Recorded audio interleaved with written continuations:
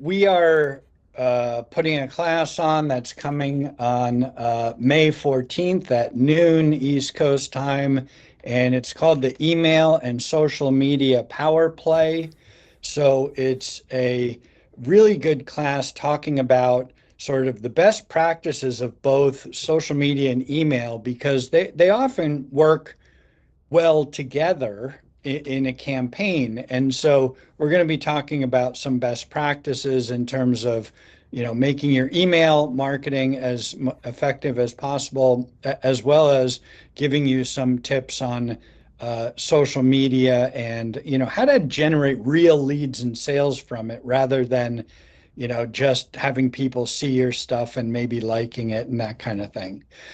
So we're looking forward to that class, and I think it'll be great for many small and mid-sized businesses. Social media and email are very good to work together, but they are quite different. So, with social media, we've really got to, in addition to um, creating good content and showing your work, showing happy customers, showing reviews and testimonials and case studies, things like that.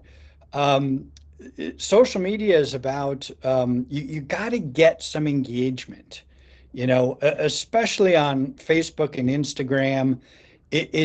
They're going to show your posts to the people that are following you, but you will get a lot more visibility for your posts if people are reacting to them, liking them, but more importantly, commenting on them. So when you're doing social media, you should think about how can we get people to comment on social media. So asking questions, posing different scenarios to people and, say, hey, here's 3 designs of a building we did. Which one do you like best? Some things like that are going to really help your social media. And the other thing is you really do need to do video on both Facebook, Instagram, even LinkedIn, and especially TikTok. Video is almost a necessity in digital marketing today. So, whether it's you as the owner and of the business or one of your people in your business, you really do need to have somebody creating videos.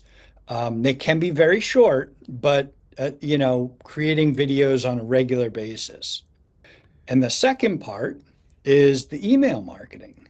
So email marketing, again, is a very, very useful tool, especially for B2B businesses or services businesses, because there's often an element of informing your customers or educating your customers in terms of what you do and maybe the process you use, and certainly getting people comfortable with you as a provider for this whatever service you provide. And so email can work very well as sort of that, soft sell informational type communications that are pretty necessary when it comes to B2B marketing.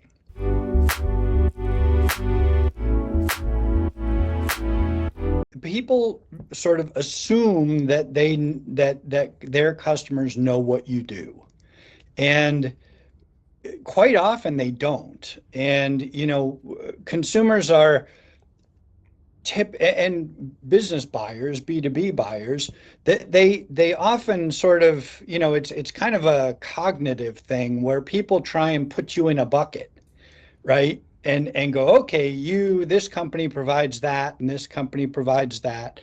But they don't necessarily dig down to find all the different services you provide.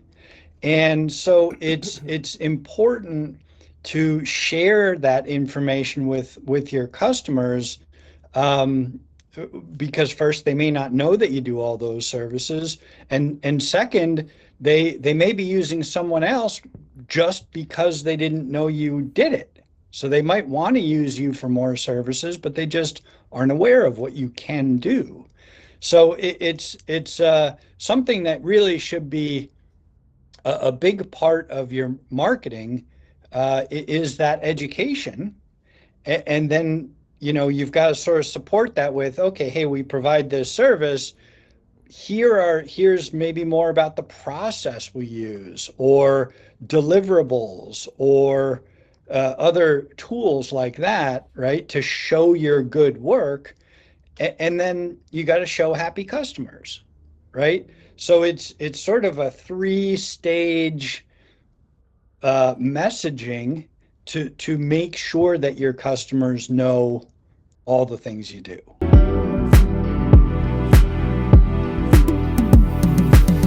If I would probably say to start creating videos. They can be done on, using Teams or Zoom, or just an iPhone, or a mobile device of any type. You know, what we call those sort of, homemade videos, right? They're not shot by professionals, but they're just shot on sort of whatever you have available. But if you look on social media, there's a lot of that type of video, and that's fine. And so it really doesn't have to cost you anything to produce the videos. And they're going to be short, right? By definition, we want the videos to be, 1 to 2 minutes, maybe 3 minutes kind of thing. So they should be short. And as long as the audio is good, right? So people can hear you clearly, that's probably the most important part of the video. So that, again, we don't want people to think that producing video is this big project where we've got to hire professional videographers or producers or things like that. There are so many tools that everybody has access to that can record videos that are good enough. And as long as you're talking about some useful, relevant information, people are going to see that, and they're going to benefit from you sharing those kinds of videos.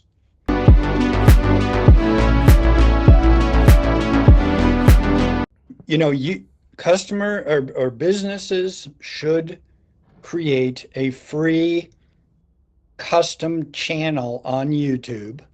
Okay, so it's all free, but it's branded for your company, and you can put your videos there, and then you can write descriptions there, and including keyword, hashtags with keywords and things like that.